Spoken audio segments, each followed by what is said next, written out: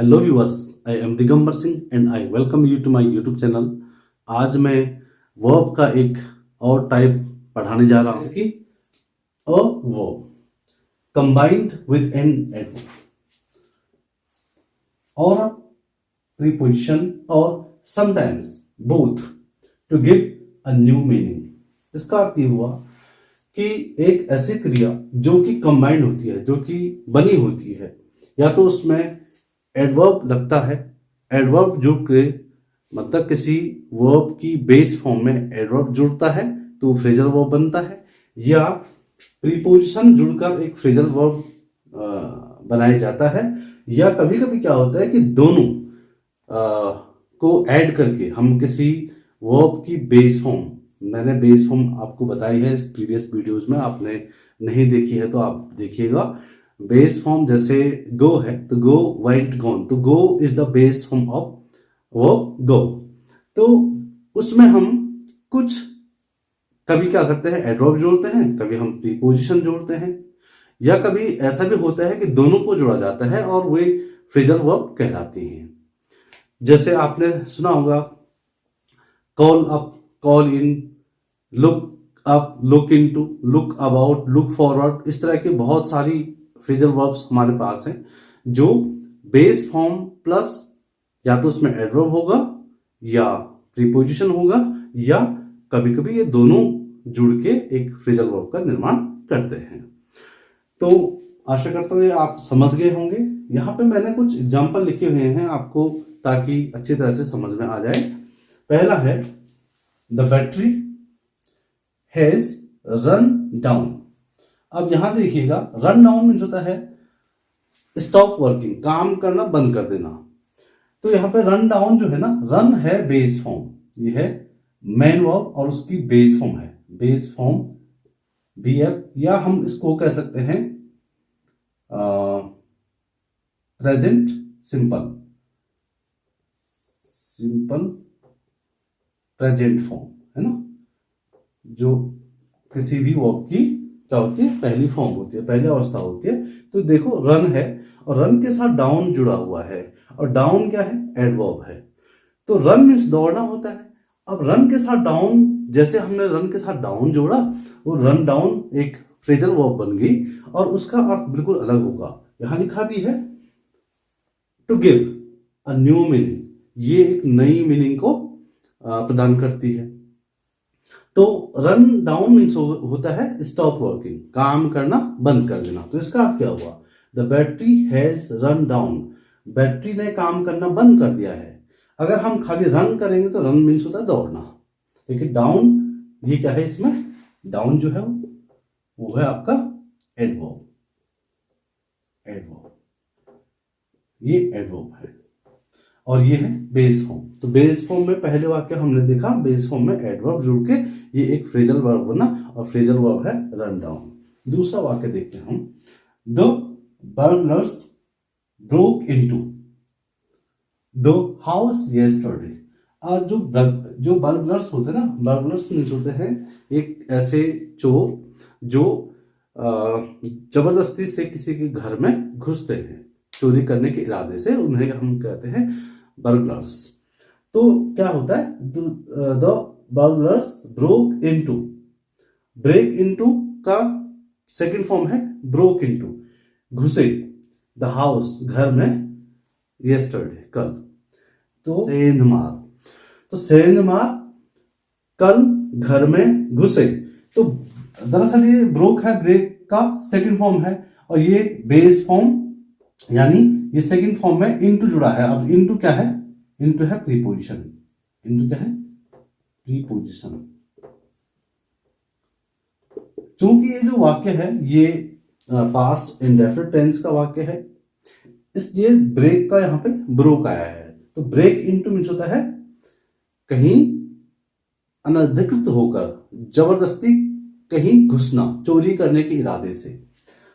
तीसरा जो सेंटेंस है, he ran away from his home at the age of 14, वह अपने घर से 14 वर्ष की उम्र में भागा। तो देखो रन, रेन और रन, ये सेकंड फॉर्म है। रन अवे मीन्स होता है भागना। अब यहाँ फ्रॉम भी लगा है। अब देखिए इसमें क्या है, ये तो है वर्ब है ना, ये अवे जो है ये हो गया आपका एडवर्ब, और ये जो फ्रॉम है ये प्रीपोजिशन है। ये क्या है, प्रीपोजिशन है। तो हमने डेफिनेशन में भी देखा कि कभी कभी क्या होता है कि बेस फॉर्म में हम क्या जोड़ते हैं, एडवर्ब और प्रीपोजिशन भी जोड़ के हम उस वर्ब का फ्रेजल वर्ब बनाते हैं। तो पहले सेंटेंस में हम देखें तो रन डाउन में डाउन एडवर्ब है। दूसरे में हम देखें ब्रोक इनटू में इनटू जो है प्रीपोजिशन है। और तीसरे और अंतिम वाक्य में जो ये है रन का रेन है सेकंड फॉर्म, अवे एडवर्ब है और फ्रॉम प्रीपोजिशन है। तो जो अंतिम वाला जो फ्रेजल वर्ब है वो एडवर्ब और प्रीपोजिशन दोनों को मिलके बना हुआ है। वेल व्यूअर्स, अभी आपने फ्रेजल वर्ब किसे कहते हैं और फ्रेजल वर्ब के कुछ एग्जाम्पल देखे। अभी हम पढ़ते हैं टाइप्स ऑफ फ्रेजल वर्ब। तो फ्रेजल वर्ब कितने प्रकार की होती है, तो ये 4 प्रकार की होती है। पहला इसका टाइप है ट्रांजिटिव फ्रेजल वर्ब्स, दूसरा है इंट्रांजिटिव फ्रेजल वर्ब्स, तीसरा है सेपरेबल फ्रेजल वर्ब्स और चौथा है इनसेपरेबल फ्रेजल वर्ब्स। अब ये चारों का अर्थ क्या है, इनके हम एक एक एग्जाम्पल देखेंगे ताकि आपको समझ में।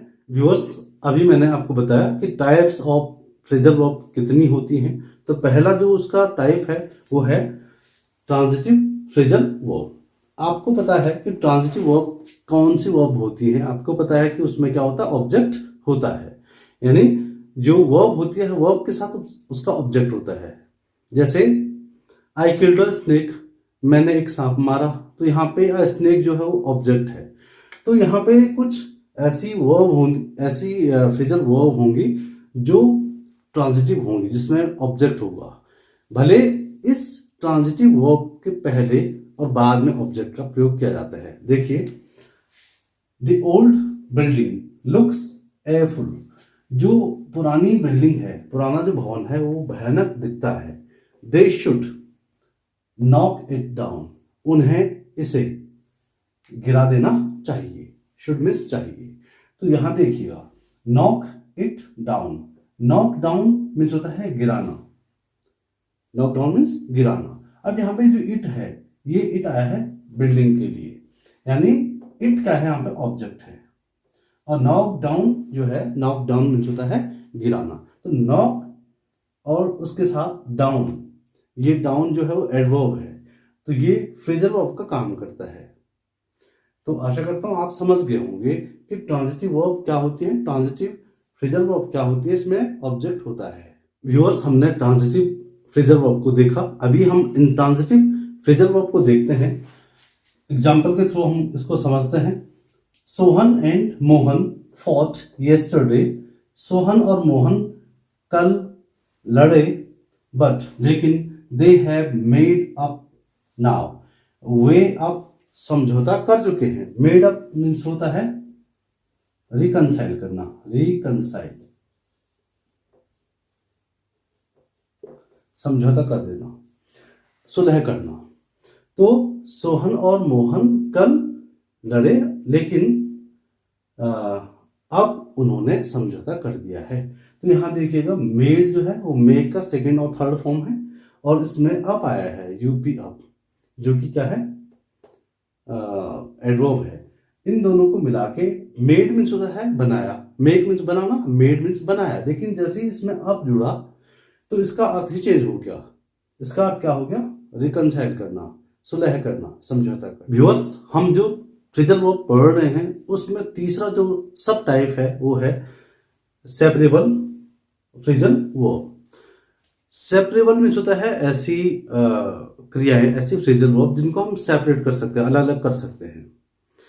जैसे I'll pick you up from the station at 6 AM, मैं आपको स्टेशन से 6 बजे उठाऊंगा। अब उठाने का अर्थ क्या है, मैं अपनी गाड़ी में आपको पिक करूंगा।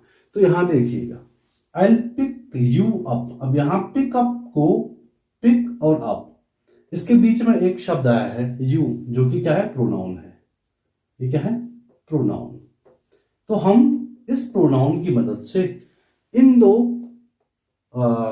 शब्दों को, जो कि पिकअप है वो संयुक्त रूप से फ्रेजल वर्ब है, हम इसमें प्रोनाउन यू की मदद से इनको सेपरेट कर रहे हैं। तो कुछ ऐसी फ्रेजल वर्ब होंगी जो सेपरेबल होंगी, जिनको हम क्या कर सकते हैं, सेपरेट कर सकते हैं एक दूसरे से। व्यूअर्स, फ्रेजल वर्ब का जो चौथा टाइप है वो है इनसेपरेबल फ्रेजल वर्ब। इससे पहले हमने सेपरेबल फ्रेजल वर्ब पढ़ा। सेपरेबल फ्रेजल वर्ब में क्या कर रहे थे हम, दो शब्दों को जो कि फ्रेजल वर्ब थी, उनको हमने प्रोनाउन के माध्यम से अलग अलग कर दिया था। लेकिन कुछ ऐसी फ्रेजल वर्ब होंगी जिनको हम सेपरेट नहीं कर सकते। अगर हम उनको सेपरेट करेंगे तो उनका अर्थ कुछ अलग ही होगा या वे अर्थहीन हो जाएंगे। जैसे लुक आफ्टर, जो एक फ्रेजल वर्ब है, आपने कई बार इस वर्ब का यूज किया होगा।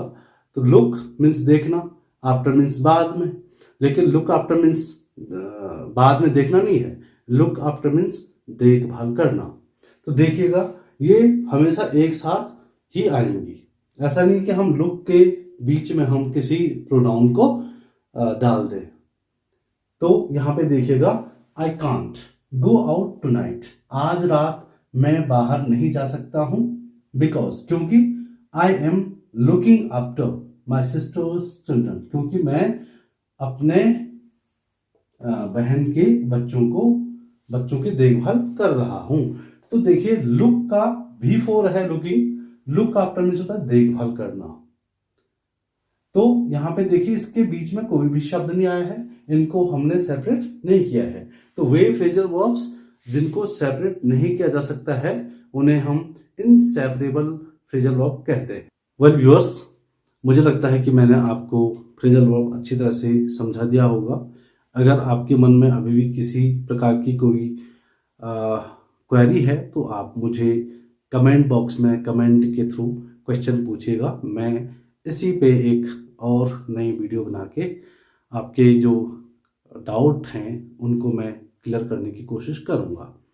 Thanks for watching this video and please subscribe to my channel and share this video to the needy students so that they can get more and more knowledge about English grammar.